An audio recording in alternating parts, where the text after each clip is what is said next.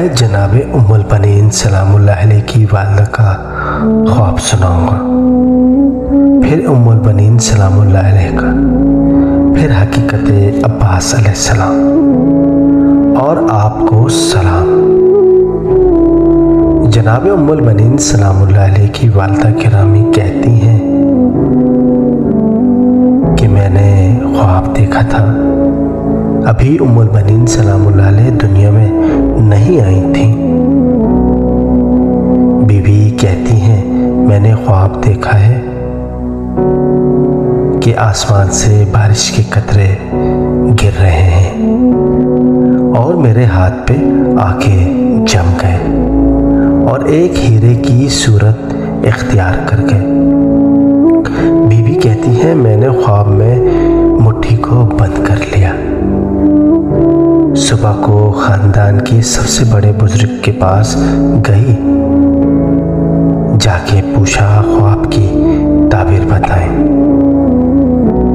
بزرگ نے ہاتھ چوم کر کہا اللہ تجھے ایک بیٹی دے گا جو بہت باعزت با نصیب ہوگی۔ مٹھی بند کرنا اس بات کی تعبیر ہے، اس کی حفاظت کرنا۔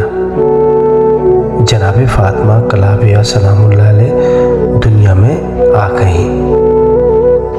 اس بی بی کی جو کنیت ہے ام البنین سلام اللہ علیہ، ام البنین سلام اللہ علیہ کا ترجمہ ہے بیٹوں کی ماں۔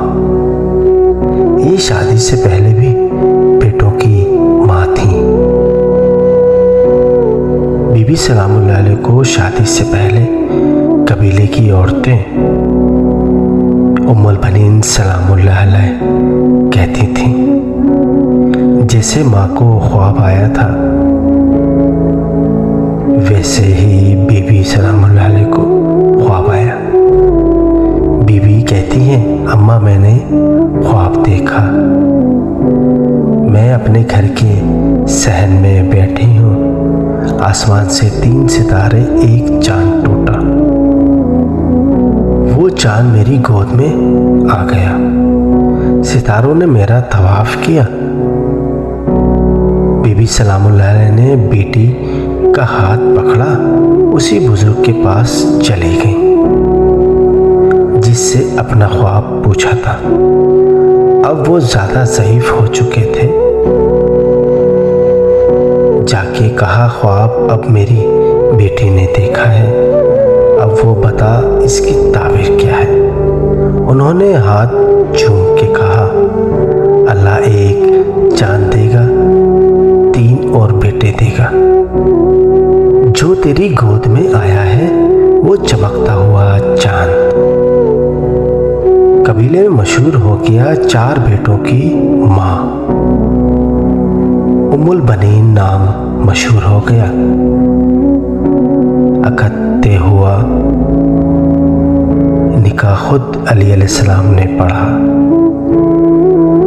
ڈولی آئی سادات کے دروازے پر، سیدوں کے دروازے پر جناب ام البنین سلام اللہ علیہ کا آنا تھا۔ شہزادی نے اترتے پاؤں نہیں رکھا، اپنا سر دہلی سے سیدہ سلام اللہ علیہ پہ رکھا، رکھ کر کہا الحمدللہ رب العالمین، تعریف ہے اس رب کی جو عالمین کا رب ہے، اس نے مجھے اس گھر کی کنیزی کے لیے چن لیا۔ پھر اس کے بعد بی بی سلام اللہ علیہ نے یوں رخسار رکھا، اپنی دائیں آنکھ کو جنت البقیع کی طرف کیا کہ کہا بنت پیغمبر سلام اللہ علیہ وہاں رہنا، مالکن بن کے نہیں کنیز بن کے آئی ہوں۔